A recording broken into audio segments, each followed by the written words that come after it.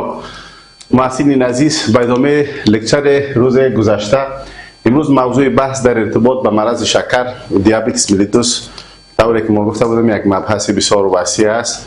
لکچرهای مختلف در بر میگیره. امروز لکچر ما در مورد Comprehensive Guidelines for Diabetic Care یا راهنمود جامع برای مواظبت مریضای شکر است که از طریق انجمن دیابت آمریکا و فدراسیون بین المللی دیابت طرح شده و در برخورد با مریض شکر ما باید از این راهنمود پیروی بکنیم.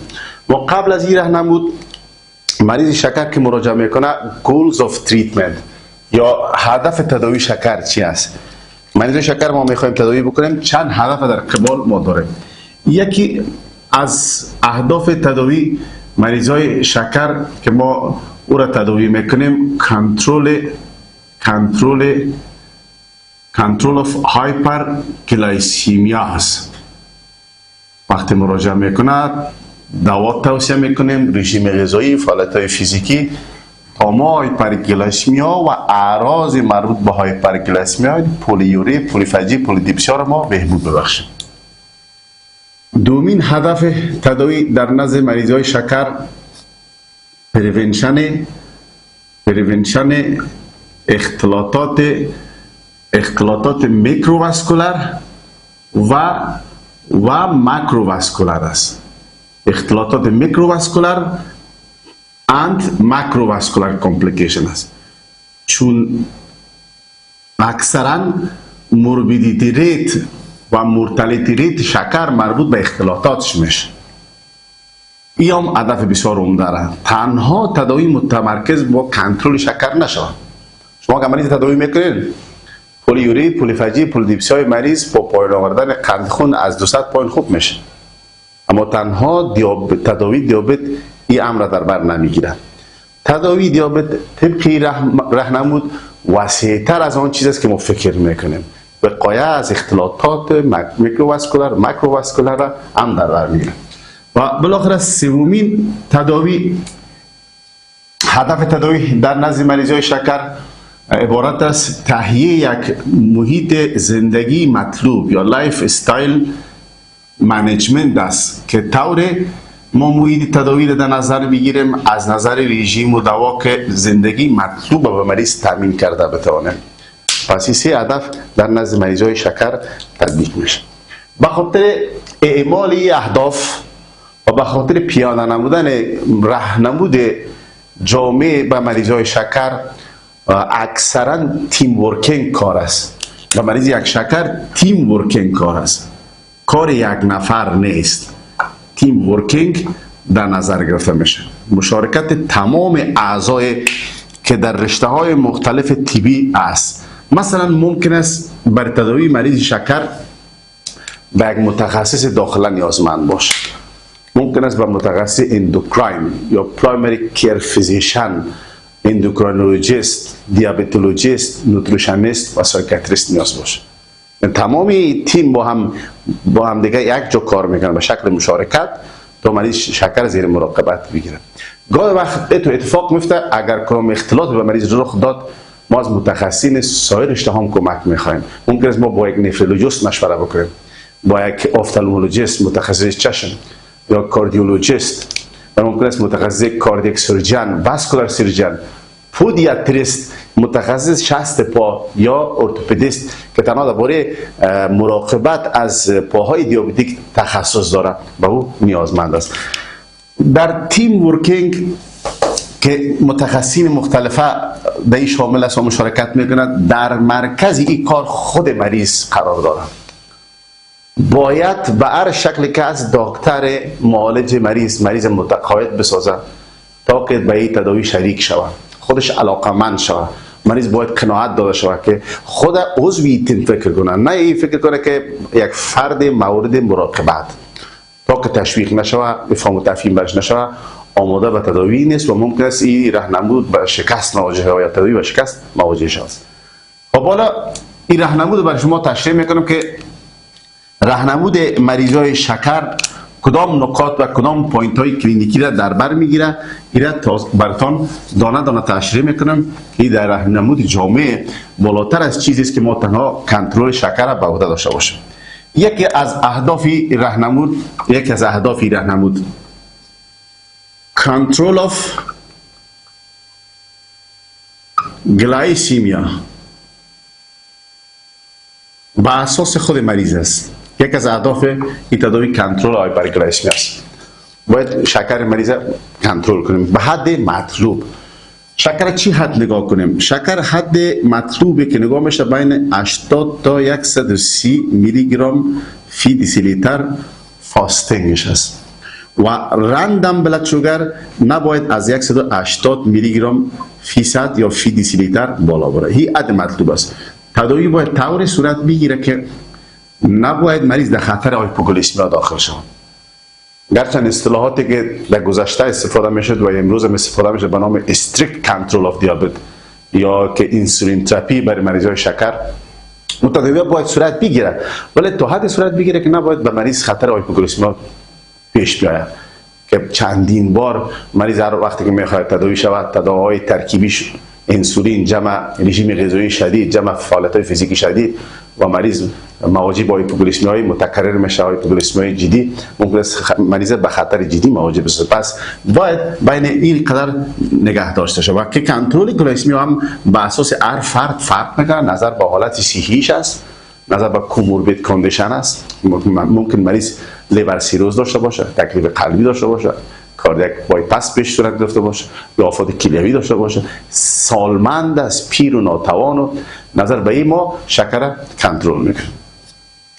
دومی هدف تداوی در نزد مریضای شکر که بسیار زیاد مهم است، یک سلف مانیتورینگ بلاد گلوکوز است. سلف مانیتورینگ بلاد گلوکوز یا کنترل شکر توسط خود مریض است که در مراکز دیابت و مریض تعلیم داده میشه که شکر با استفاده از گلوکومتر که بسیار سهولت است در ظرف چند ثانیه با گذاشتن یک قطعه خونی مریض از کاپیلری شکر بر ما سنجش میکنه. خب از نظر پروتکل تداوی طبق راهنمود چند بار باید مریضای شکر خود چک بکنه؟ فرق داره. اگر مریض مصاب به دیابت تایپ 1 روزانه 3 بار باید از گلوکومتر استفاده بکنه. طبق راهنمود 3 بار. و اگر مریضای مصاب به دیابت تایپ 2 است کمتر ضرورت میفته، مگر اینکه اگر ایمنی مریض انسولین بگیره در حالت بیشتر ممکن 3 بار ضرورت بشه. در مریضای تایپ 1 در حالات استثنایی ممکنه 6 بار 7 بار هم ضرورت بفته تا که ما این شکر شجر بکنیم. شما فکر کنین این راهنمود عملیش نیازمند همکاری جامعه، دولت، سپورت خانوادگی، فامیلی با در نظر داشت وضعیت مالی، شغلی و اجتماعی مریض میسر میشه. این راهنمود جامع است، تطبیقش مشکل است، خصوصا در کشور عزیز ما از نظر اقتصادی، از نظر شغلی، از نظر اجتماعی در وضعیت بسیار خراب قرار داره، نمیتونه که تمام این راهنمود به شکل درست و اساسیش تامین بکنه. و سومین موضوع برای کنترل مرض شکر که در این راهنمود جا داره در اینجا معاینه HbA1c است. معاینه HbA1c سال 2 الی 4 بار صورت بگیره سنجش شد. اگر HbA1c کنترل باشه سال 2 بار کفایت میکنه. اگر شکر کنترل نشده باشه سال 4 بار، یعنی هر 3 ماه بعد بر اساسی که عمر RBC 3 ماه است و این معاینه 3 ماه بعد به خاطر کنترل مرض شکر صورت میگیره که البته ارزشمندی این معاینه را من روز گذشته تشریح کردم که این معاینه چی ارزش مفیده هم برای تشخیص مرض شکر داره و هم برای کنترل دراز مدت مریضای شکر بازی میکنه. خب HbA1c مطلوب کدام است؟ HbA1c مطلوب پیش مریضا باید از 7% پایان حفظش بکنیم. در شخصی که جوان است، ایژوکیت است، توانایی فیزیکی بالا داره، کدام مشکل ضمنی دیگه نداره، 7% مطلوب است. اما یک فرد که مشکل قلبی یا لیور سیروز داشته باشه 8% هم کفایت میکنه. و یک مریض سالمند پیر ناتوان که نمیتونه دواهای خود با خوراکش تنظیم بکنه، بیلانس بکنه، تا 9% هم ما میتونیم شکرش HbA1c در نظر بگیریم، مطلوب در نظر بگیریم. یعنی مثلا یک مریض 90 ساله ما نباید تداوی را آنقدر شدید اعمال بکنیم به خاطر کنترل HbA1c به نزدیک 7 به قریب 7 ولی این مریض با هایپوگلیسمیا میره. سر هایپوگلیسمیا ممکن است مریض برش یک جنجال کلینیکی خلق شد. بعد شخصی که اولد ایج باشه، کوموربید کاندیشن داشته باشه، لیور سیروز داشته باشه، نفروپاتی کلیوی داشته باشه، 8% 9% هم بهش کفایت میکنه. مگر اینکه مریض جوان توانمند از 60 پایان است، میتونیم با رژیم غذایی و با تداوی جدی شکر با کامباینیشن تراپی 7% و به قریب به HbA1c به قریب نرمال حفظ بکنیم. هر اندازه که HbA1c به قریب نرمال حفظ شود با نمو پیمانه اختلالات مزمن شکر کمتر میشه. اختلالات مزمن شکر با سوی HbA1c در ارتباط است. خود HbA1c با گلایسمی هم ارتباط داره ولی 100% نیست.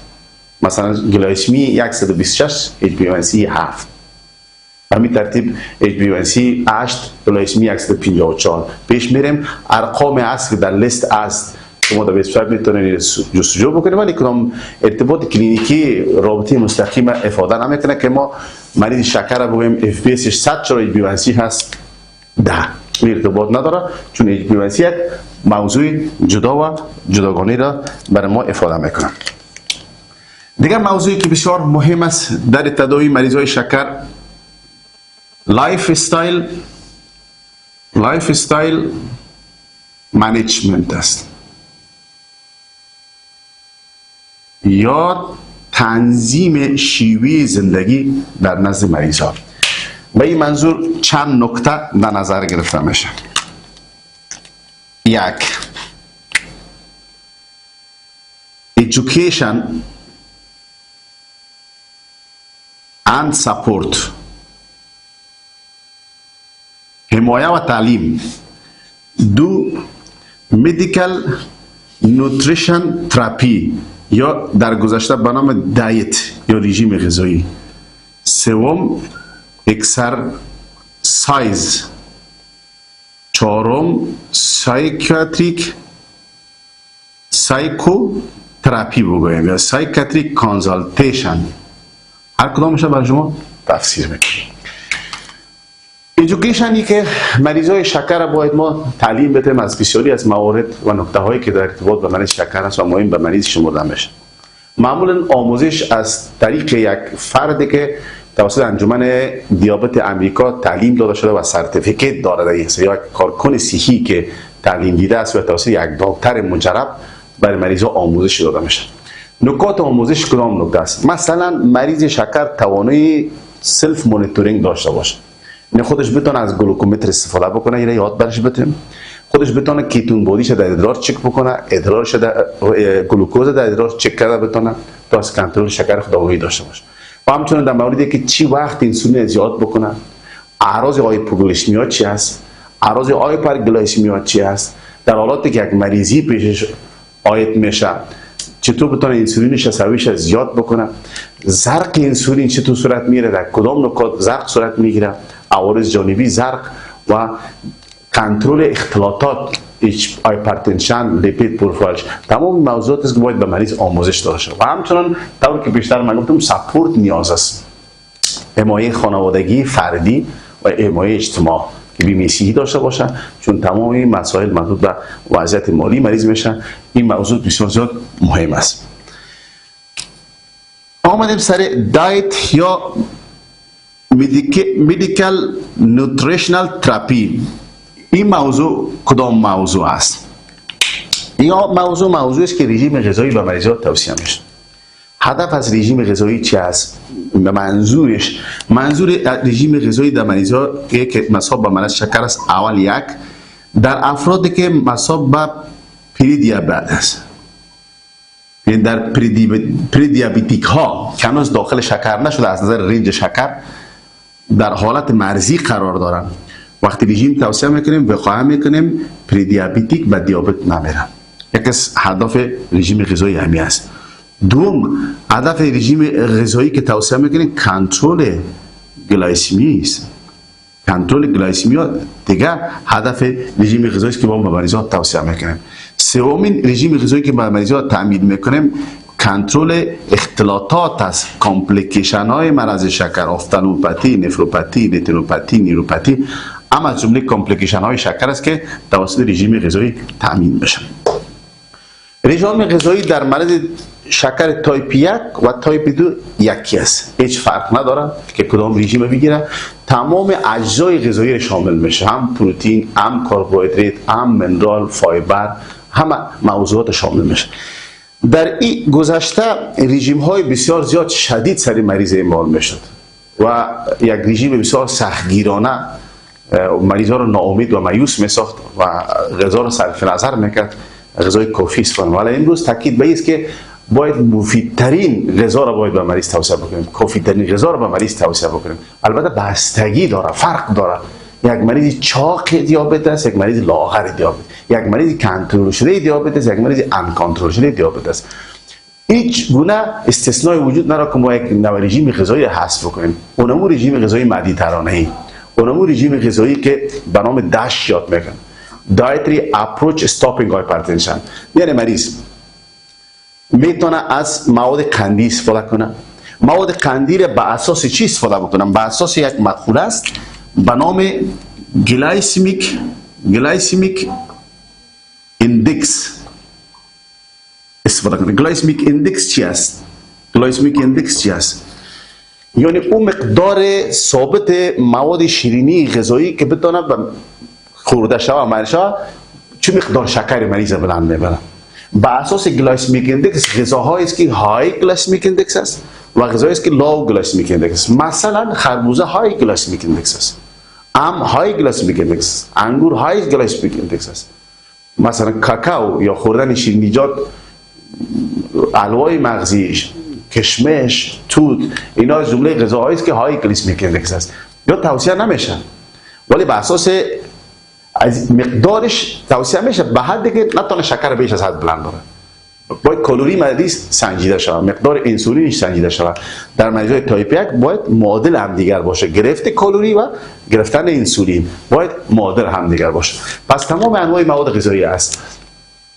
سبزیجات میتونه مریض نامحدود استفاده کنه، هر گونه سبزیجات استفاده کنه هیچ مشکل نیست. از میوه هایی که گلایسمیک ایندکسش کم باشه، مثلا میتونه از مالتا، سیب، کیله به اندازه سایز متوسط و میتونه از کینو، کیوی میتونه استفاده بکنه، ناک و غذایی که ایندکسش بلند باشه گلایسمیک ایندکسش مثل که بیشتر اشاره کردم از قبیل ام است، خربوزه است، تربوز است و یا انگور، توت، کشمش، حلوای مغزی، اینا گلایسمیک ایندکسش بالاست، مریض کمتر استفاده کنه. مواد نشایسته‌ای، نان خشک هم در جزء مواد غذایی است که گلایسمیک ایندکسش بالاست. برعکس برنج، حبوبات مثلا لوبیا، نخود، ماش از جمله مواد غذایی است که گلایسمیک ایندکس پایین است، میتونه مریض به طور متوسط از این غذاها استفاده بکنه.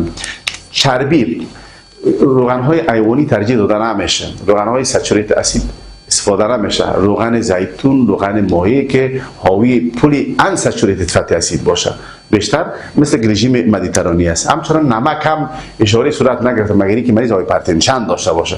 اگر هایپرتنشن داشته باشه میشه که نمک هم محدود استفاده کنه. پروتئین هم به اساس نیازمندی میتونه از پروتئین ها استفاده بکنه که در ترکیب تخم است، شیر است، لبنیات به مقدار کمتر و همچنان گوشت، انواع گوشت. ولی به خاطر گوشت سرخ که گوشت گاو و گوسفند است، چون رژیم مدیترانی است، میشه که مریض ها در سر ریسک اتروسکلروز قرار داره از این رژیم جلوگیری بکنه، از خوردن گوشت گوسفند جلوگیری بکنه.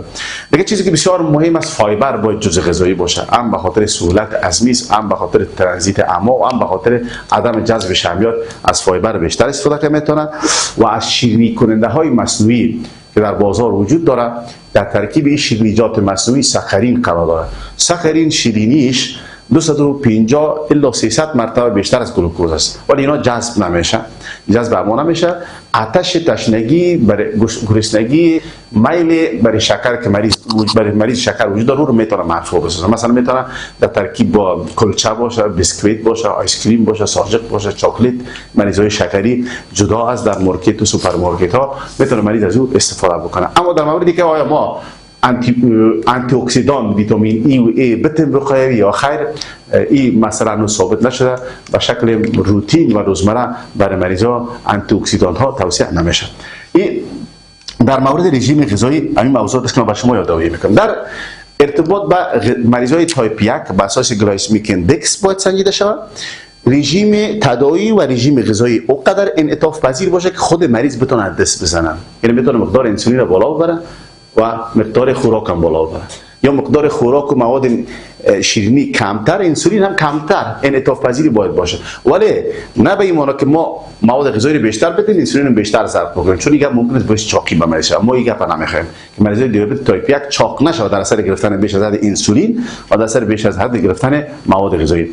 اما در دیابت تایپ 2 رژیم غذایی جدی‌تر کم اعمال میشه، خصوصا اونایی که چاق است، چون هدف رژیم غذایی کنترل چربی است، کنترل توده شحمی در بدن است و کم کردن وزن است که مسئله میشه که به مریض تعمین شه. چیزی که میخواستم یادآوری کنم رمضان و روزه‌داری و فاستینگ است که انجمن دیابت آمریکا مریضایی که روزه میگیرن یا روزه‌دار هستن به دو گروه تقسیم کردن. زیاد مریضا معاینه خانه مراجعه میکنه که آیا من میتونم روزه بگیرم یا خیر. بله، اگر تو میتونی دوایت تنظیم بکنی، تشنگی غلبه نمیکنه، هایپوگلیسمی ایجاد نمیشه، گلوکومتر در خانه داری، میتونی شکرت روزه را بگیری، این مشکل به مریض ختم نمیشه. ولی او مریضایی که سالمند و مست و اختلاطات هم داره، گرفتن روزه هم مشکل برای مریض تامین میکنه، شکر سقوط میته و ممکن شکر بیش از حد بلند ببره، در این حالت بهشان توصیه میشه که روزه نگیرن. پس دو کاتگوری مریض است، میتونه هم روزه بگیره و هم اگر مشکل داشته باشه ممکن است که روزه نگیره. این موضوع بود که در مورد رژیم غذایی بر شما توصیه کردم.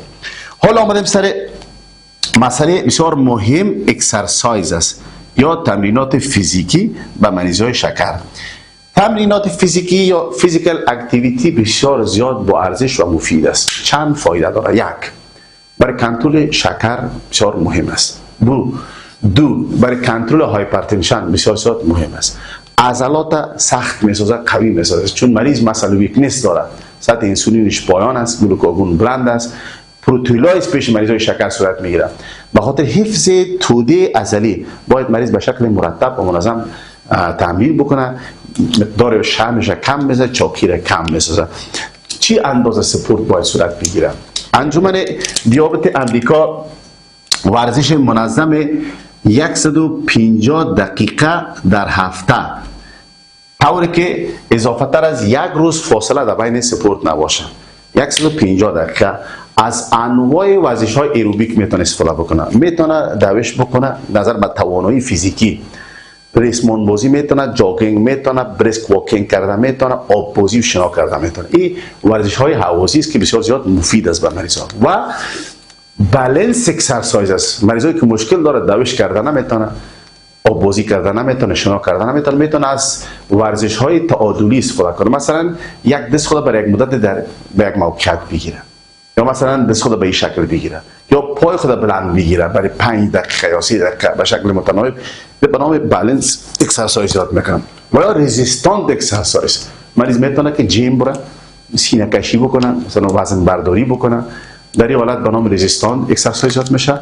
و به هر گونه از باید فعالیت فیزیکی داشته باشه. مریض برش توصیه میشه که روزمره از فعالیت های نشستنی جلوگیری بکنه، باید حرکت داشته باشه. تحرکات بسیار زیاد مهم است. با وجود آن هم ورزش در مریضای تایپ 1 میتونه مشکل ساز باشه. مریضایی که مصاب به تایپ 1 است اگر ورزش بکنه در تایپ 1 میتونه هم هایپرگلیسمیا پیششانه ایجاد شود و هم هایپوگلیسمی میتونه ایجاد شود.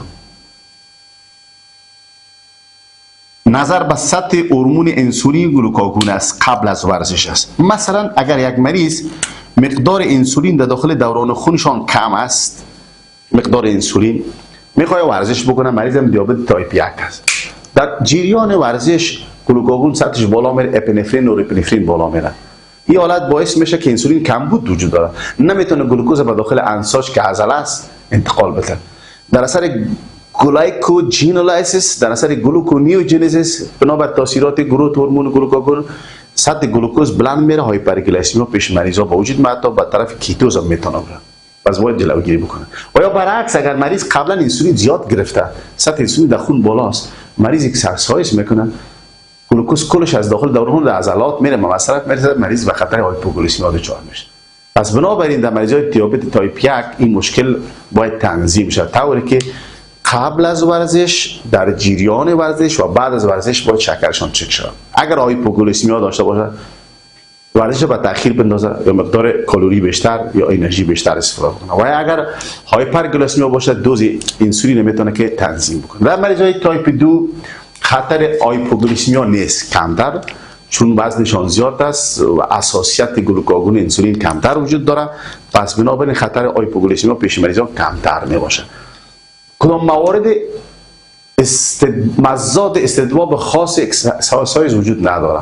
یک مورد مزاد استدواب نسبی داره. اگر مریضای شکر یک اختلاط ریتینوپاتی پرولیفراتیو میته یا ریتینال دیتچمنت میته، به این موارد کوشش ها که ورزش نشود، چرا ممکن است که اختلاطات عینی را یا اختلاطات چشمی را بدتر بکنه. این در مورد اکسرسایز بر شما توصیه کنم. حال نکته بسیار مهم در این مریضا سایکوتراپی است، چون ما به مریض شکر فهماندیم و مریض دچار یک موضوع شده که ما شکر ما باید منظم چک بکنم، از گلوکومتر استفاده بکنم، از انسولین استفاده بکنم، منظم چکاپ بکنم، منظم ورزش بکنم. یک بار گران منفی در ذهن مریض تحکیم بشه. مریض دچار دو مشکل از نظر روانی میشه. یک، مریض انزایتی و استرس پیدا میکنه. دو، دپرشن پیدا میکنه. انزایتی و استرس و دپرشن به نام دیستریس آف دیابتیات میشه. سایکیاتریک دیستریس آف دیابتیس ملت زیاد میشه که نیازمند مشوره با یک روانشناس است که باید سایکوتراپی شود. اگر مریض سایکوتراپی نشود و این بار گران و بار منفی سر مریض غلبه شود، اوورلود شود، مریض تداوی قطع میکنه. نه تداوی میکنه، انسولین قطع میکنه، دوا قطع میکنه، اکسرسایز قطع میکنه، رژیم غذایی را اعلام میکنه، زیاد پرخوری پیدا میکنه، برعکس بولیمیا پیدا میکنه. یک مشکل است به نام بولیمیا نروزیات میکنه. از عصبیت بیشتر، از مشکل روانی که پیش به وجود شده، پرخوری را بیش از حد میخوره و الان حتی ممکن است دست به اعتیاد بزنه، ممکن است سیگریت بکشه، ممکن است که مشروب زیاد بخوره. در کشورهای غربی بیشتر ناامید و یأس برش فرا میرسه و مشکل در تداوی ایجاد میکنه. پس به شکل منظم مریضا باید سایکوتراپی شود. در اینجا البته مشکل نیست که ما مریض با سایکولوژیست هم روان کنیم، با ارتوپدی هم روان کنیم، از نظر اقتصادی موثر نمیشه. دکتر صاحبای داخله باید سایکوسوماتیک دیزاردر را بفهمه و در هر بار ویزیت به مریضی ها سایکوتراپی بگه، از نظر روانی جملات را به مریض بفهمونه که انرژی مثبت در ذهن مریض خلق کنه و مریض حاضر به ادامه تداوی شود. این موضوع دیگه است که به نام لایف استایل منیجمنت در نزد مریضای مصاب به شکر. دیگه موضوع مهم در کامپریهنسیو گایدلاین فار دیابتیک کیر یا راهنمود جامع برای مریضای شکر، پریونشن، دیاگنوز و تداوی اختلاطات مریض شکر است. در اینجا اختلاطات میکروواسکولار و ماکروواسکولار مطرح است. یعنی مریض باید از نظر چشمای خود سال 2 بار برای رتینوسکوپی بکنه پیش متخصص چشم تا جلو رتینوپاتی گرفته شود و اگر تشخیص شود تداوی به موقع صورت بگیره. 2، از نظر کلیه ها باید مریض پیش نفرولوژی بره، یعنی کلیه های خود باید معاینه بکنه سال 2 بار. سال 2 بار از نظر نرو یا نیرولوژی مراجعه بکنه تا که از نظر عصبی نیروپاتی مورد مطالعه قرار بگیره. و همچنین مریضا پاهای خود پایش هم به شکل منظم معاینه بکنه. خود مریض هر روز باید پای خود معاینه بکنه. به مریضا توصیه میشه که پایتان هم مثل رویتان نگاه بکنین، پاک ستره، اندکترین آبله، شاریدگی، خراشیدگی، خشکی، ترک در پا، انگشت پا به زودترین فرصت باید مریض متوجه شود، با دکتر معالج خود تماس بگیره تا نشوه همین پا بره به طرف پای دیابتیک که السر پیدا کنه، زخم پیدا کنه و زخمش نیکروتایز شود و گانگرین بکنه و منجر به قطع پا شود. پس از قبل باید پریونشن، دیاگنوز و تداوی صورت بگیره. دکتر معالج که مریض معاینه میکنه در هر ویزیت باید پایش تفتیش بکنه، معاینات رفلکس های پا، معاینات حسیتی که روز گذشته براتون تشریح کردم، تکتایل سنسیشن، پین سنسیشن و وایبریشن سنسیشن، پوزیشن سنسیشن سر مریض انجام بده. این موضوع را به شما تشریح کردم. و دیگه از جمله اقدامات جامع در نزد مریضا تداوی ریسک فاکتور است. بیشتر هم براتون گفتم که مریضای شکر تنهایی نیست که ما دوا بدیم هایپرگلیسمی شکر کنترل بکنیم. ما میخوایم یک شخص نرمال و مطلوب داشته باشیم بدون یک اختلاطات. یعنی مریض هایپرتنشن هم باید جدی در نظر بگیریم. غیر از هایپرتنشن دیسلیپیدمیاش در نظر بگیریم. تداوی جدی صورت بگیره. چنانچه هایپرتنشن در مریض شکر باید کمتر از 130/80 باید باشه. این رنج نرمال است. در حالی که در مریضای نان دیابتیک 140/90 بالاتر هم فشار تداوی میکنیم. در مریضایی که مصاب به دیابت باشه فشار خودش از 130/80 پایینتر حفظ میشه. تا این دو ریسک فاکتور دیسلیپیدمی و هایپرتنشن با دیابت یک جا میتونه باعث رشد سریع اتروسکلروز و اختلاطات ناشی از او سکته های قلبی و سکته های مغزی شود. دو موضوع دیگه است که مونده طبقی راهنمود. یک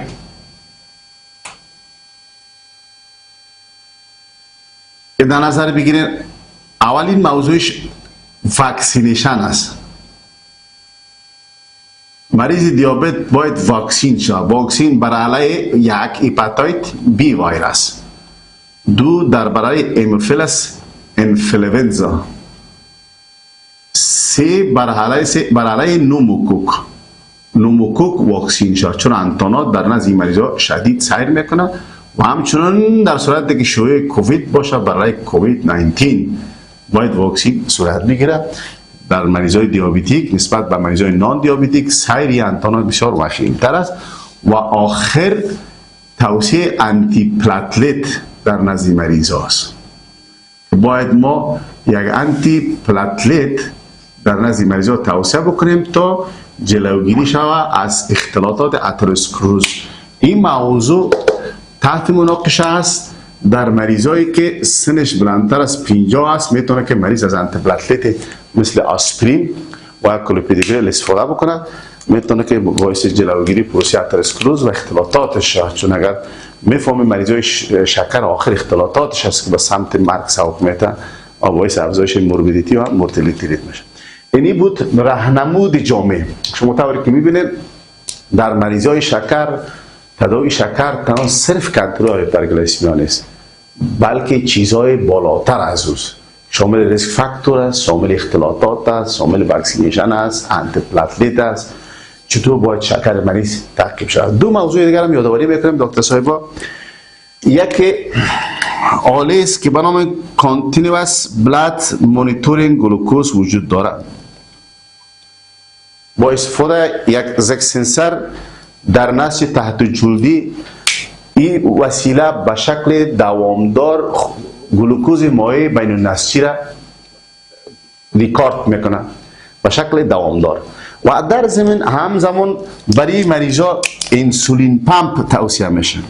انسولین پمپ هم در جلد تعبیه میشه به شکل دوامدار.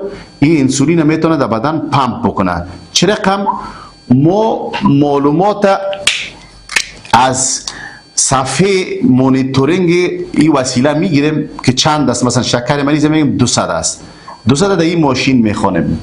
بعد انسولین پمپ به اساس 200 مقدار ثابت از انسولین پمپ میکنه. و یا میگیم شکر 300 است و یا میگیم 150 است.